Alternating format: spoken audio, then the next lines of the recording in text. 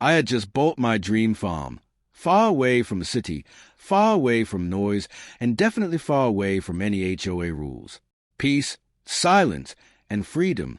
That's all I wanted. Or at least, that's what I thought. 3 days later, a white van rolled up to my gate. 2 men stepped out wearing black uniforms labeled HOA security. I honestly thought it was some kind of joke. I laughed and told them they had the wrong property. There was no HOA anywhere near my land. At least, none that I ever agreed to. They didn't laugh back. Instead, they handed me a paper titled Unpaid HOA Dues. I stared at it, completely confused. I told them straight, this property was never part of any HOA. They didn't argue, they just warned me. If you don't pay, eviction procedures will begin. Eviction? From my own land? I had the deed, the records, everything was legally mine. Something felt very wrong. Later that day, I decided to look into it myself. I drove toward the nearest neighborhood connected to the area. That's when I met Karen Blake, the HOA president. The moment she saw me, she gave a confident smirk, like she already owned my property. "You're behind on payments," she said coldly. I told her she was completely out of her mind. She didn't like being challenged. She leaned in closer and said quietly, "Everyone around here pays, one way or another." That didn't sound like a request. It sounded like a threat. The next morning, I found a notice nailed to my gate. Final warning written in bold red letters.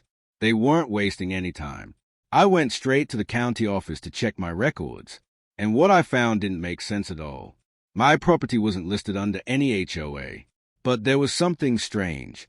A recent boundary update had been filed, and somehow it included my land. Someone had tried to redraw property lines, without my permission, without my signature. That's when I knew this wasn't normal. That evening, the HOA van came back again. But this time, they brought tools with them. They weren't just talking anymore.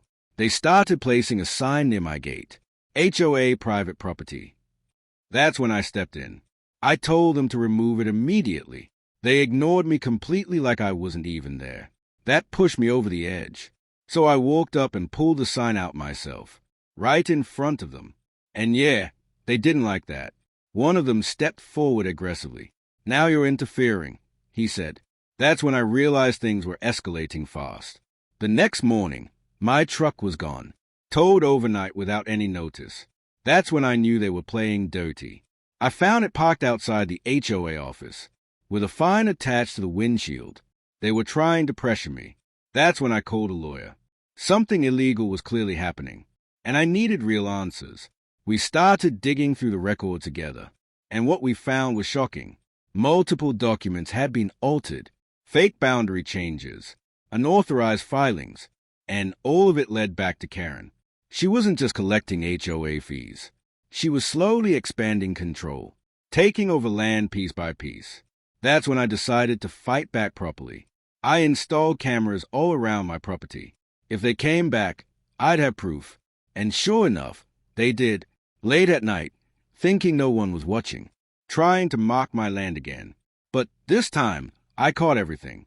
Clear footage of them trespassing. No more denying it. That was all I needed. Now it was my turn. And I wasn't holding back anymore. We filed a legal complaint immediately, with all the evidence attached. Karen had no idea what was coming. A hearing was scheduled within days. Karen showed up looking confident as ever, like she was still in control. Her lawyer started strong, arguing technicalities.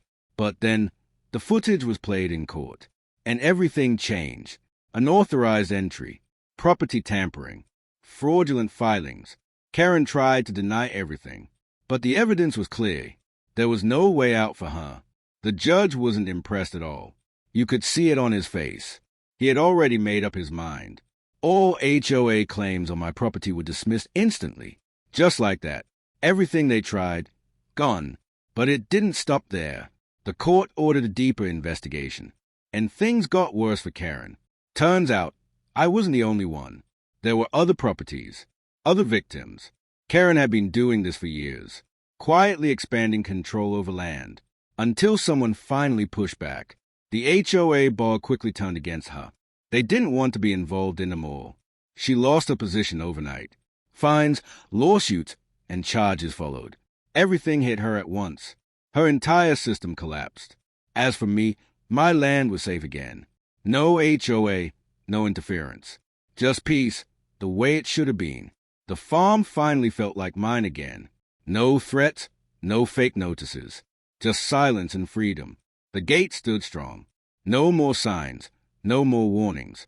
Everything was back to normal. And that HOA van, it never came back. Not even once. People in the area still talk about it. How one fight exposed everything. No one expected it to go that far. But I wasn't trying to be a hero. I just wanted what was mine. And I wasn't going to let anyone take it. And if they ever try something like that again, this time, I'll be ready. No hesitation. If you enjoyed this story, don't forget to thumbs up sign and subscribe bell for more insane HOA battles. And tell me, where are you watching from? Globe Showing Americas.